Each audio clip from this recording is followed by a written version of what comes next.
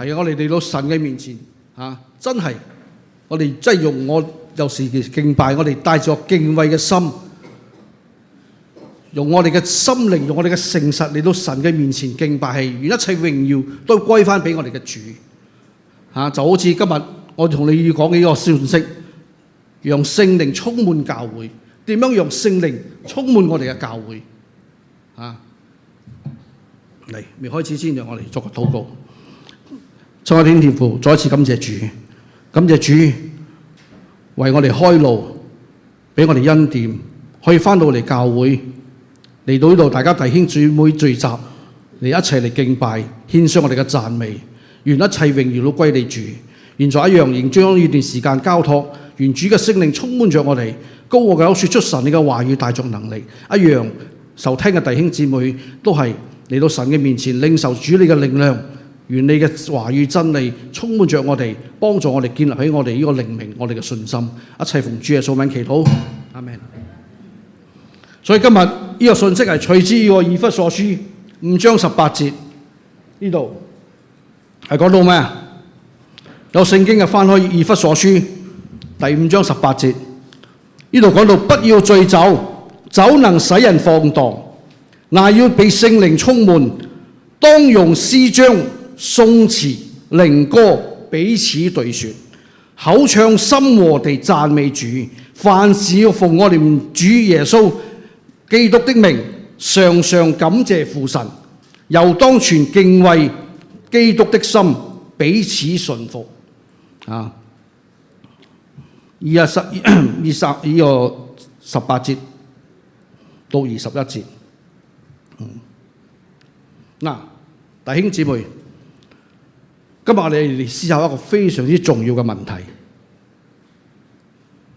你嘅生命被乜嘢充滿着？你嘅生命裏邊充滿着乜嘢？你嘅工作，你家庭嘅事務，定係俾娛樂所充滿着，定係俾憂慮啊？所以我哋要問我哋自己，我哋嘅生命而家係俾乜嘢所充滿、所佔掠着？係歡樂啦，定係憂愁？係平安定係憂慮？係福氣定係怨氣？好多人生命裏邊充滿着怨氣噶，做咩啊？睇乜嘢都唔順眼噶，睇乜嘢都要批評嘅，心裏邊抱着一大團嘅怨氣啊！喺我哋嘅心裏邊啊，不平安，冇安寧。所以今天早上第一個問題我要問大家就係：你嘅生命被乜嘢充滿着？如果我哋嘅生命係俾我哋自己所充滿着嘅，當我哋好過別人嘅時候，我講咗我哋會自大。當我哋日日抱着好大嘅怨氣咧，好淨係睇到自己乜嘢都比唔上人哋，乜嘢都比人哋更苦。我哋嘅生命裏邊就充滿着自卑。所以耶穌基督，我唔要我哋睇着我哋自己而活，就好似彼得行在水上嘅時候，當佢定睛在耶穌基督嘅身上嘅時候，佢唔會沉。當佢望到四周圍嘅時候，受到影響、受到誘惑嘅時候，佢嘅信心就崩潰啦，佢就沉啦。所以一樣嘅，我哋嘅信仰，我哋嘅呢個靈命，如果我哋日日睇着自己嗰啲嘢，充滿着怨氣，我哋嘅信仰唔會行得喺邊度噶。日日都喺度抱怨，定係你嘅生命係俾物質所充滿着，日日都講我比別人好，我好過別人。今日我哋要睇嘅就咩啊？耶穌基督同我哋講咩啊？你嘅生命要被聖靈所充滿着，定睛在耶穌基督嘅身上，唔係俾我哋嘅憂慮，唔係俾我哋嘅歡樂，唔係俾我哋嘅怨氣充滿着。我哋生命就要充滿着神嘅真理、神嘅真道、神嘅平安、神嘅福氣。呢個就係今日保羅喺度要同我哋講嘅。所以聖經同我哋講咩啊？一個基督徒嘅生命嘅標誌就係咩啊？乜嘢個標誌就係咩啊？被聖靈充滿，就係我哋基督徒嘅嗰個生命、嗰個靈命嘅標誌。係神對每一個信徒嗰個心意。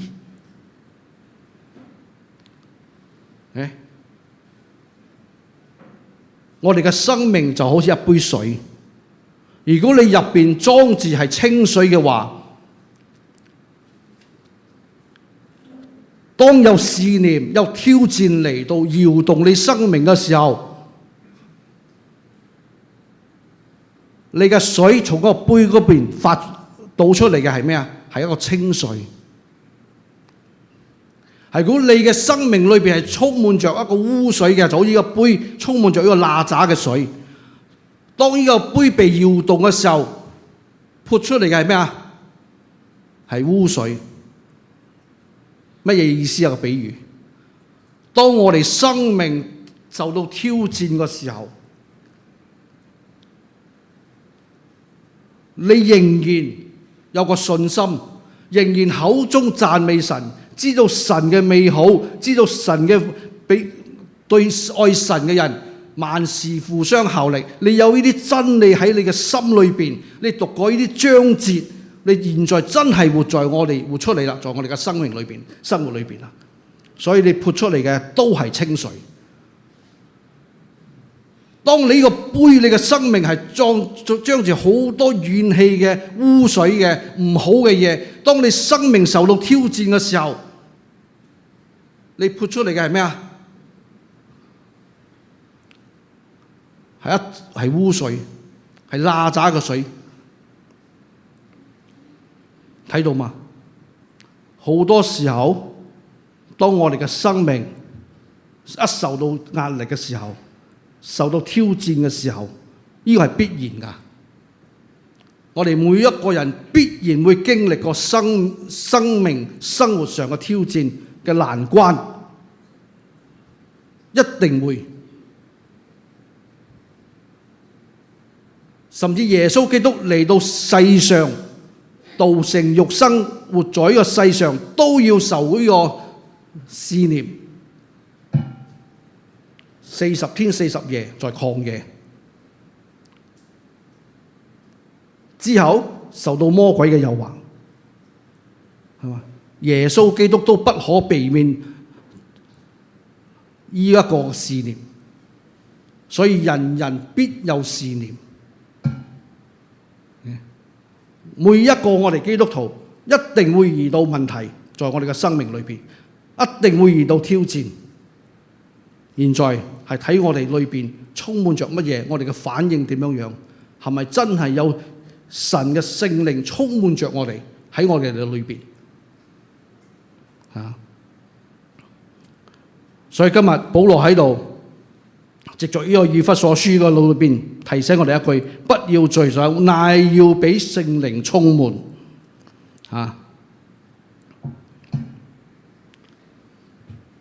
嗱，呢個對比啊，醉酒同埋被聖靈嘅充滿，好大個好顯明嘅一個對比嚟㗎。做咩啊？醉酒係代表世俗嘅事，係放蕩、混亂嘅、罪惡嘅。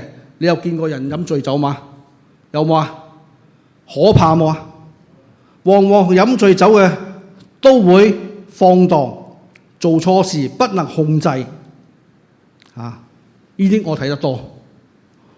因為我出嚟嘅工作需要應酬，所以當我哋睇到人飲醉酒，真係佢哋不能自控、混亂。而俾聖靈充係點樣啊？係俾聖靈嘅靈所引導，有屬天上嚟嘅能力俾我哋，可以成做神嘅旨意，俾我哋從天上嚟嘅智慧，可以做一個明確嘅決定，做啱嘅決定，過住一個得勝聖潔嘅生活。所以呢個就係今日我哋要睇嘅，被聖靈充滿。所以我在我哋嘅生活中嘅罪我哋會因為壓力、工作嘅壓力、生活上嘅壓力、錢財嘅壓力、家庭嘅壓力，我哋會揾好多物質嘅嘢、世上嘅嘢嚟麻醉我哋自己。尤其是係好多人世人係咩啊？藉着酒、借着美酒呢個方式嚟讓自己放鬆。再嚴重啲，而家係咩啊？藉着毒品，開始就軟性毒品，之後咧就冇咗感覺啦，就一味越踩越深啦。而家嘅年輕人好多出嚟社會嘅，因為承受好大嘅壓力在佢哋嘅生活裏邊，工作嘅壓力、家庭嘅負擔所以佢哋好想點樣尋找片刻嘅嗰個輕鬆，嗰個放縱。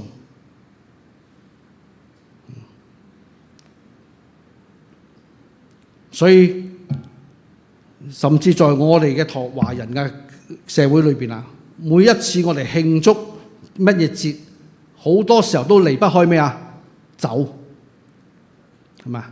因為酒可以幫我哋助興，提高人嘅情緒令到人嘅情緒高漲所以呢個就係我哋世人用酒嗰個目的。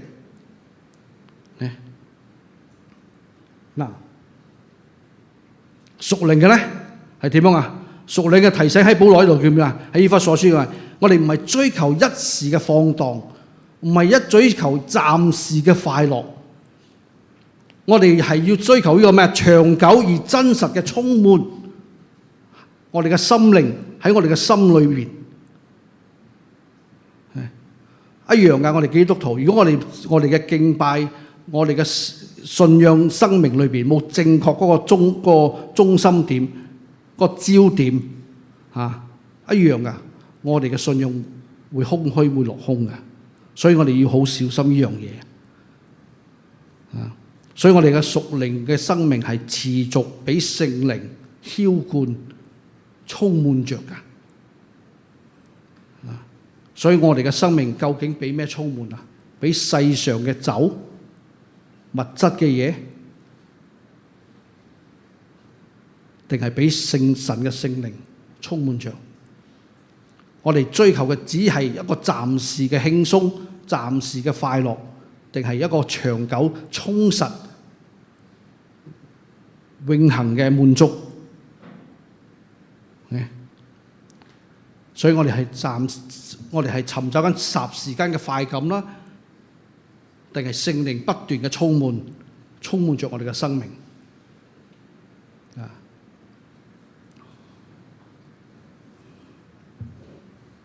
所以不要醉酒，同埋呢個屬靈呢個對比我哋睇到好清楚㗎。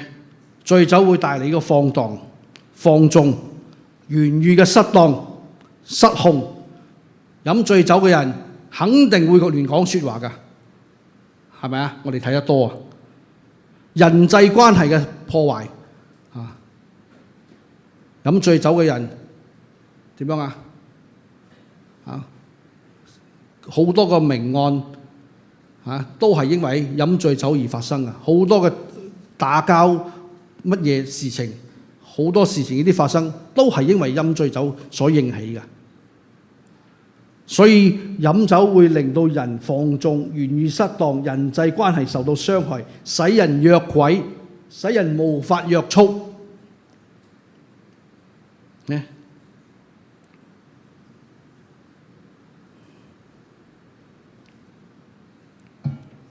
所以聖靈充滿係咩係讓到人自由，生命嘅豐盛、持續嘅經歷，呢個就係被聖靈嘅充滿。所以呢個就係嗰個對照。所以呢個係神嘅命令啊，係基督徒生命嘅必然嘅要求啊，被聖靈充滿。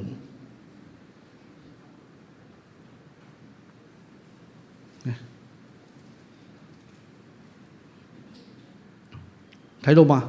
被聖靈充滿唔係話你充滿啦，我唔需要，唔係啊，係神嘅一個命令啊！你一定要被聖靈充滿啊！係基督徒生命裏邊必然嘅要求嚟㗎。所以我哋要成日嚟到神嘅面前求神，你嘅聖靈充滿我，你嘅聖靈充滿我，讓我哋可以活出耶穌基督出嚟。讓我哋可以過住一個得勝嘅生活、聖潔嘅生活。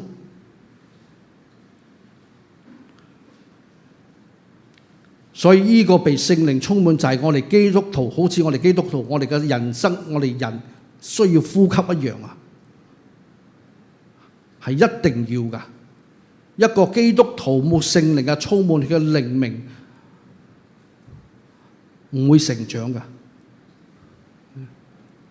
聖靈嘅充滿在我哋嘅靈命裏邊，在我哋嘅生命裏邊，在我哋嘅生活裏邊係必要嘅，就好似我哋人需要呼吸一樣。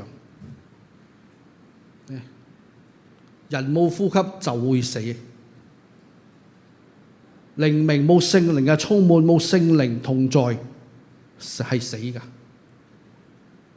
記住呢點啊！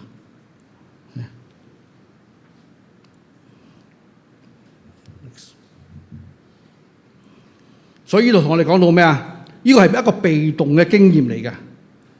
聖靈嘅澆灌係靠着聖靈傾倒注入在我哋嘅裏邊，係神係主動㗎。保羅喺度講咩啊？我哋係被聖靈所充滿啊，被聖靈出面係一個被動㗎。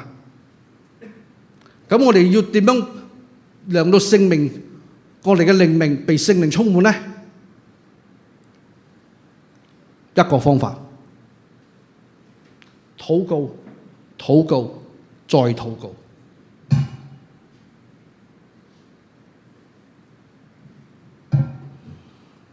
馬可福音5章36節，耶穌聽見所說的話，就對管會堂的說：不要怕，只要信。不要怕，只要信。無論我哋遇到更大嘅問題、更大嘅挑戰、更大嘅危險，記住呢句說話：不要怕，只要信。禱告，禱告，再禱告。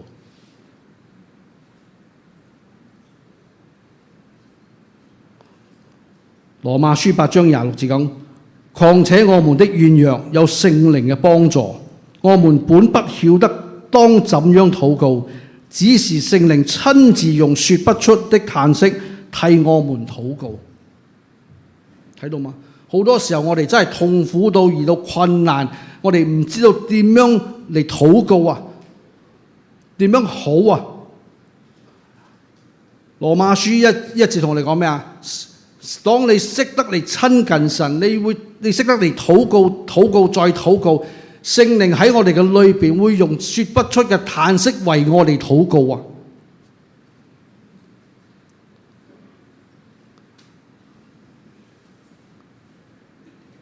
我哋要識得返到神嘅裏邊，神嘅面前嚟依靠佢。雖然係微弱嘅信心，最緊要係記得我哋嘅主，記得我哋嘅神。不要怕，只要信。返到神嘅面前，唔識禱告冇相干，嚟到神嘅面前，大嗌阿爸天父。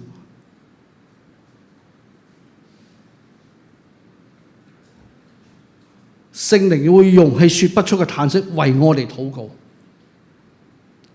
聖靈會帶領我哋。所以你會問我有咩秘訣啊？你整蛋糕可能有步驟放乜嘢先？放蛋先定放水先定放麵粉先？有步驟有份量。基督徒得勝嘅生命呢，我唔可以同你講乜嘢步驟啊！你應該咁樣做，之後呢咁樣做，咁樣做之後咁樣做，唔係。你要識得禱告、禱告再禱告，呢個就係嗰個秘訣啦。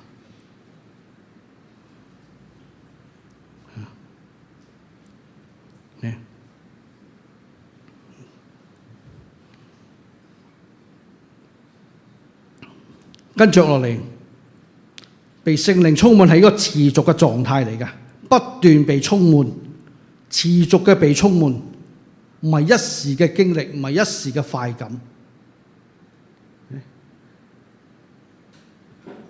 係不斷㗎，被聖靈所充滿。唔似我哋嘅醉酒啊，醉酒醒咗之後，你仍然覺得好空虛，你仍然要面對所有嘅問題。在耶穌基督裏邊，我哋被聖靈充滿，係一個不斷被充滿、持續被充滿嘅嗰個平安喺我哋嘅裏邊會長住，聖靈嘅安慰會一路帶領着我哋行過呢個死蔭嘅幽谷，到最後我哋得勝，呢個就係得勝嘅生命啦。每一個基督徒必然要行過呢個死蔭嘅幽谷，滿有挑戰嘅生命，滿有試煉誘惑嘅，必然㗎呢個。所以呢個係一個持續嘅狀態啊，被聖靈充滿。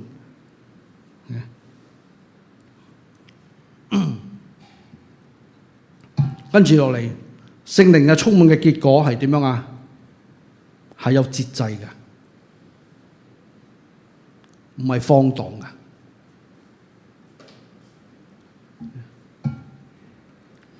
聖靈嘅充滿嘅結果係有節制，係豐豐富富、豐豐滿滿在我哋嘅生命裏邊。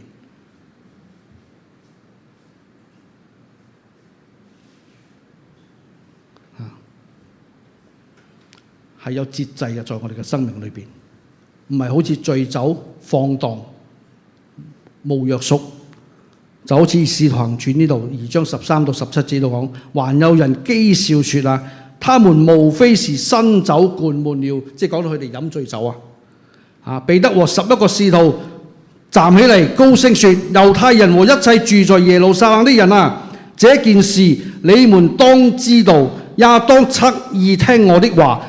你們想這些人是醉了，其實不是醉了，因為時候剛到已初，這正是先知約珥所說的。神說，在末後的日子，我要將我的靈澆灌凡有血氣的。你們的兒女要說預言，你們的少年人要見異象，老年人要着異夢。當被聖靈嘅充滿嘅時候，出邊人睇我哋真係好似我哋飲醉酒一樣。做咩啊？因為我哋基督徒被聖靈所充滿，做出會好多超乎人想像嘅嘢啊，不合乎邏輯嘅嘢啊。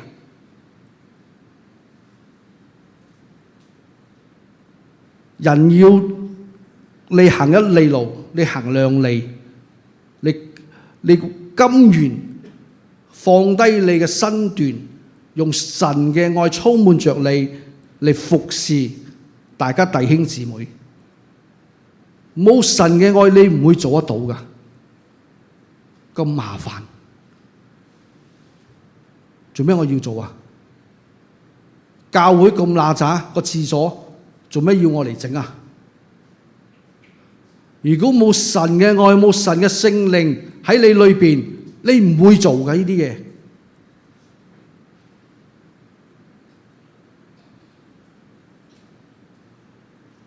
所以當佢哋做行事為人嘅時候呢度講咩啊？佢哋睇到好似佢哋飲醉酒啊。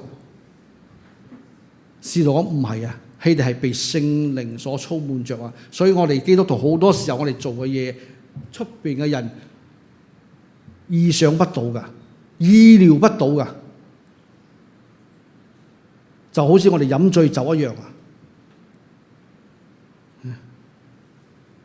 但係當我哋做嘢嘅時候係有節制嘅，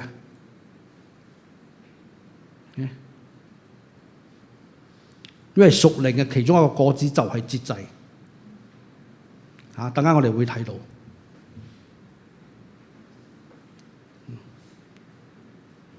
所以充滿呢一樣嘢唔係領受一啲啲，係完全我哋嘅生命被澆灌、被裝滿，領受得豐豐富富、豐豐盛盛。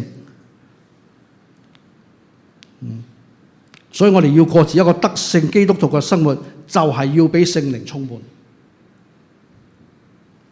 所以你冇問我點樣做一個成功嘅基督徒，一個得勝嘅基督徒。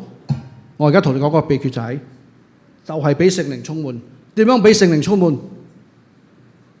有神嘅真理喺你心裏邊。你遇到問題嘅時候，禱告、禱告、再禱告，呢個就係秘訣。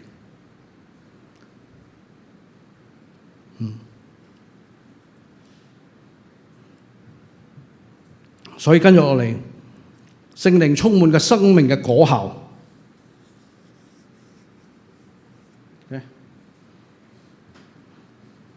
有5方面。當聖靈充滿我哋嘅生命嘅時候，我哋嘅生命係有果效㗎。第一，我哋有頌讚嘅生命，口中嘅讚美與頌讚，就係咩？以弗所書5章19節嗰度同我哋講嘅，當用詩章、頌詞、靈歌彼此對說，口唱心和地讚美主。當你被聖靈充滿嘅時候，你會用詩歌讚美神，你會用頌詞、靈歌彼此對說、彼此對唱。你睇得戲，如果你哋睇得翻個舊擺嗰啲戲嗰啲唱山歌兩邊對唱就好似咁樣樣口唱心和地讚美主。所以在呢個被聖靈充滿嘅生命嘅果效呢，係咩啊？我哋有頌讚嘅生命，被聖靈所充滿嘅生命係自然流露出一個敬拜敬畏神，唔係成日都埋怨、批評，對自己、對別人。一個被聖靈充滿嘅生命，口中係充滿着讚美嘅，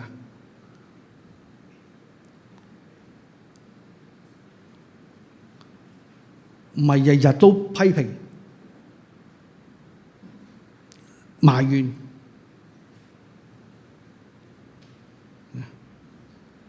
對自己、對別人。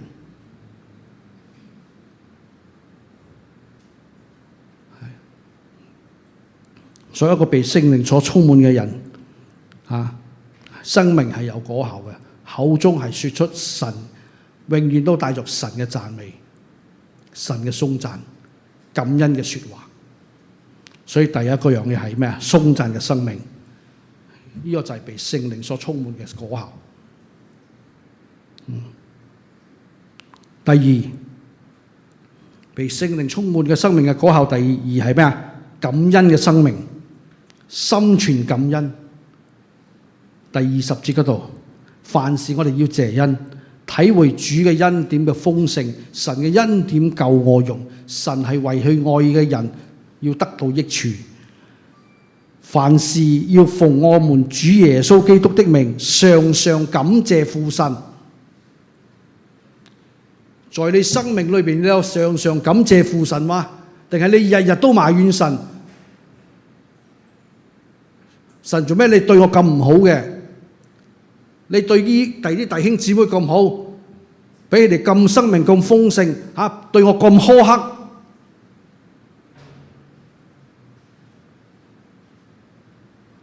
我哋有冇凡事感謝神？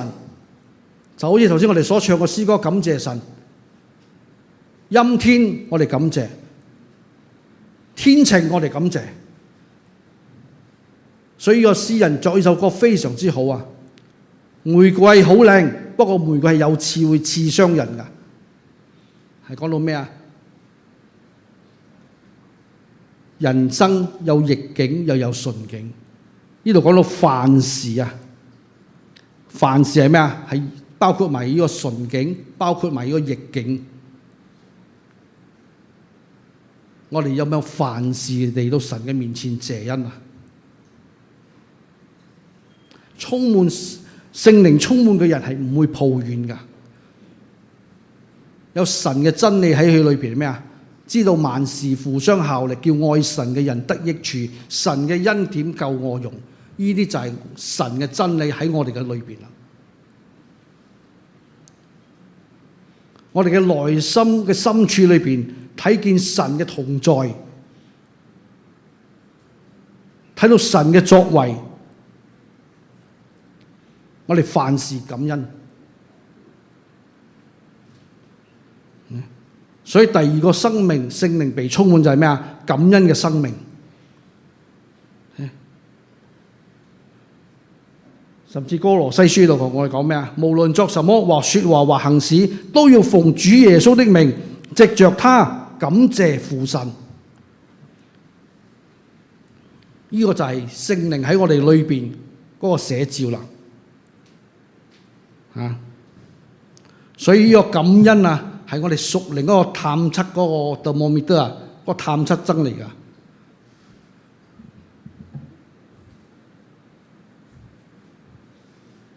我哋嘅屬靈健康唔健康，就係睇我哋識唔識凡事謝恩啊，係個探測針嚟㗎。係如果你口中日日都抱怨，日日都埋怨人，日日都埋怨自己，呢個同我哋講咩啊？你嘅靈命，你嘅屬靈啊，好有問題啊！所以個感恩係個屬靈健康嘅嗰個探測針嚟㗎。所以一個被聖靈充滿嘅人係在凡事上有感恩嘅生命對神。第三，我哋有順服嘅生命。21節，又當存敬畏基督的心，彼此順服。我哋有順服嘅生命，被聖靈充滿。對神我哋有敬畏嘅心，對人我哋有謙卑嘅服侍，打破咗我哋嘅驕傲，我哋嘅自公義，我哋嘅自私，我哋識為別人着想，先會體諒別人，會識站在人哋嘅立場上而想。所以我哋有順服嘅生命。21節，當存敬畏基督的心，彼此順服。呢個就係教會嘅合一。我哋學過，之前我講過嘅，彼此嘅相顧，肢體嘅合一。呢個係建立教會嗰個合一，就喺呢度，就喺呢度啦。所以我哋有不同嘅恩賜，大家弟兄姊妹。不過我哋連接成為一個身體，我哋睇到大家弟兄姊妹互相嘅需要，我哋識得互相嘅扶持、互相嘅鼓勵，我哋在耶穌基督裏合一，彼此嘅順服。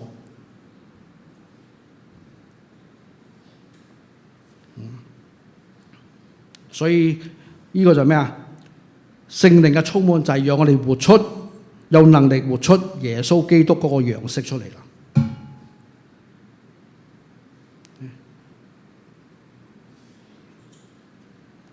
第四，得勝嘅生命。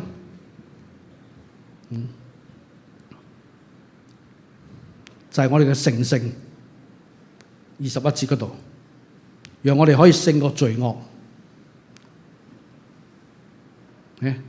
點樣過個得勝嘅生活啦？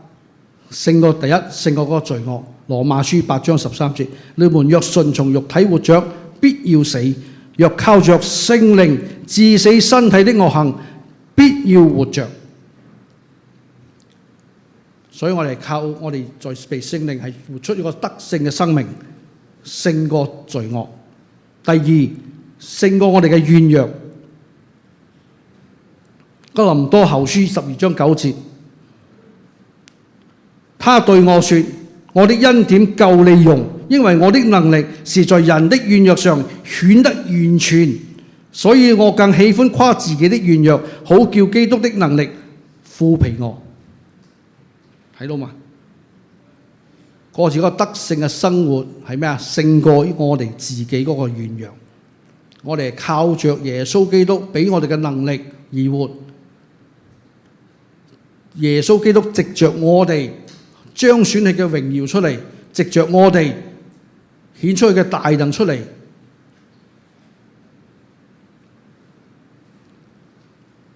係啊，有時我哋好軟弱㗎。當我哋過開嘅時候，我哋望返轉頭，有時我哋會同自己講啊，我真係唔知我點樣行得過呢條路，不過我行過咗。就係勝過我哋嘅軟弱啦。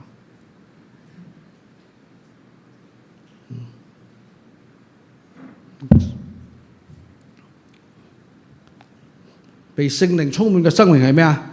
勝過恐懼，一個得勝嘅生活係咩啊？勝過恐懼。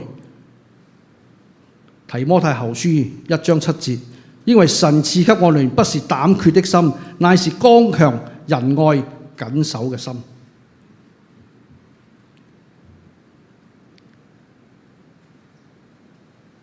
所以當我哋遇到任何嘅恐懼嘅時候，記住神與我哋同在，神與我哋同行，神會保守。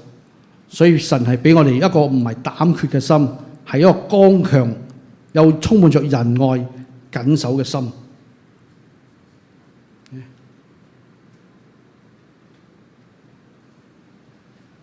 第五，結果子嘅生命。一個被聖靈所充滿嘅過住得勝嘅生活嘅生命呢，係一個結果子嘅生命。你有冇啊？聖靈嘅果子喺你嘅生命裏邊，仁愛、喜樂、和平、忍耐、恩慈、良善、信實、溫柔、節制，有冇啊？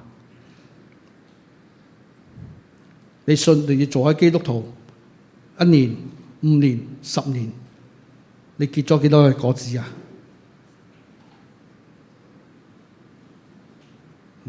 所以一個得勝被聖靈所充滿嘅生命，係會結果子嘅生命。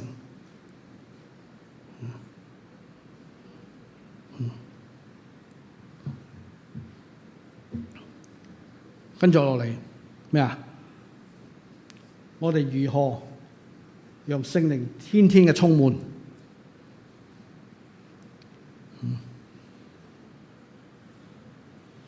所以同你講咗㗎，呢個就係聖經嘅教導，聖經嘅真理啦。呢個唔係一個秘訣，唔係打通任督二脈啊，點樣真氣運行？唔係啊，呢啲全部寫明喺聖經裏邊㗎啦。我哋要點樣日日俾聖靈所充滿？頭先同你所講嘅禱告、禱告再禱告。你幾唔中意禱告，你都要禱告。你點樣覺得辛苦，你唔知點樣好，唔識禱告，都要禱告。聖靈會用氣說不出個嘆息，為你禱告。耶穌講咩？要人常常禱告，不可灰心。所以禱告就係我哋嘅一個屬靈嘅靈命嘅嗰個呼吸啊！禱告，第一，點樣日日俾聖靈充滿？禱告。第二，親近神嘅說話，每日讀經，默想耶穌基督嘅生命，領受聖靈嘅光照。願神嘅話就係我哋腳前嘅燈，路上嘅光。我哋做任何事情，我哋記得神嘅說話。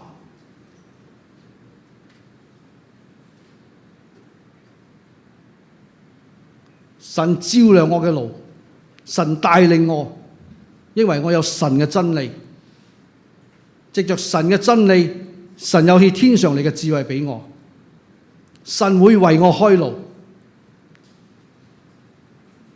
所以有神嘅真理喺我嘅心裏邊，所以我哋要點樣日日被聖靈所充滿呢？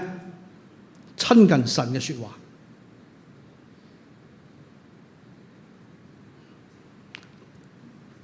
打開個聖經，讓神嘅說話向你講，啟示你。第三，點樣日日被聖靈充滿？我哋識得嚟到神嘅面前謙卑認罪，同埋求潔淨。人若自潔，脫離卑賤的事，就必做貴重的器皿，成為聖潔，合乎主用，預備行各樣的行善事。就係我哋識得嚟到神嘅面前謙卑認罪悔改，每一日求聖靈嘅帶領，求神潔淨。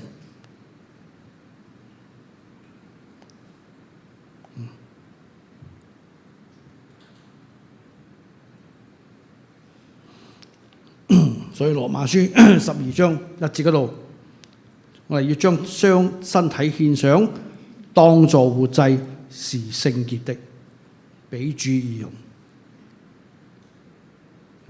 我哋有順服，有認罪，識得認罪悔改，返到神嘅面前，求神嘅潔淨，成為神合用嘅器皿，為主而用。第四，我哋參與呢個群體嘅敬拜，識得返到嚟教會，大家一齊嚟唱詩、嚟禱告、嚟分享見證，互相嘅鼓勵，在聖靈嘅同在裏邊，我哋每日更新而變化。每一日在聖靈裏邊，我哋更新而變化。其實呢個好重要㗎。現在我正在研讀緊一樣嘢呢個而家 AI 呢個問題啊，做咩啊？頭先我哋講到話，人係照着神嘅形象而做。頭先弟兄講到咩啊？我哋每個人都不同，點樣不同啊？我有同你不同咩？我同你一樣係神嘅形象而做。我冇3個眼，我2個眼，你都係2個眼。我一個鼻，你都係一個鼻，我點樣會同你唔同啊？所以呢個係一個好重要一個真理啊！我哋每日嘅心要更新而變化。不過我哋每一日嗰個信仰嘅真理係一樣噶。聽得出嗰個問題係嗰個奧妙喺邊度嘛？我哋每個人都係一樣，係咪一樣啊？又唔係一樣喎。我同你嘅樣都唔同，點樣叫做一樣？咁我同你唔同，咁有咩唔同啊？邊度會唔同？你一個口，我又一個口；你2個眼，我又係2個眼；一個鼻，點樣會唔同？一樣嗎？嗱，呢個好大神嘅真理喺裏邊啊！更新而變化。呢一件事，有時間到此後，我會大家嚟呢個分享呢一個，因為呢個而家現在呢個 AI 啊，非常之在我哋呢個社會裏邊，我哋基督徒要點樣面對呢個人工智慧啊？呢個 AI 啊，呢樣嘢好重要噶，唔係咧會影響到我哋嘅信仰噶。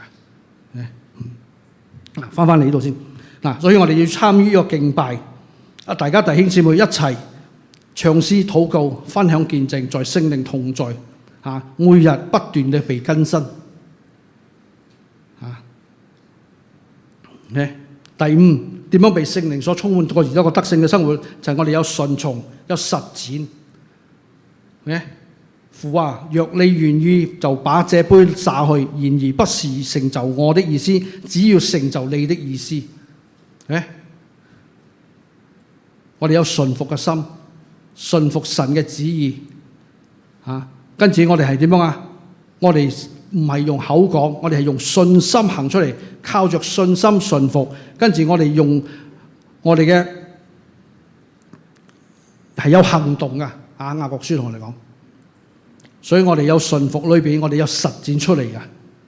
我哋將將聖靈所感動嘅愛與服侍嘅付於呢個行動出嚟。所以在呢度咩？在我哋嘅意志嘅降服，不再堅持我哋自己嘅嗰啲自己嘅觀念，求聖靈嘅充滿，有聖靈，有真理在我哋嘅裏邊。我哋嘅情感嘅降服就係愛神所愛嘅，惡神所惡嘅。所以生活上嘅降服咧就係咩啊？讓聖靈掌管我生命嘅每一個領域，每一件事。所以今日同大家分享咗呢一篇道，係講到咩？點樣被聖靈所充滿，係必然㗎，必要㗎，係神所命令㗎。基督徒一定要被聖靈所充滿，呢個係我哋屬靈嗰個指標嚟㗎。所以點樣被聖靈充滿？就頭先同你所分享嗰幾樣啦。最基本，禱告，再禱告。第二，識得親近神嘅話語，用真理充滿着你嘅心。呢個就係被聖靈所充滿啦，唔係日日抱住一大堆嘅怨氣，一大堆嘅不滿喺我哋嘅生命裏邊。我哋嘅生命係被咩充滿着啊？係聖靈，唔係世上嘅物質，唔係世上嘅情感。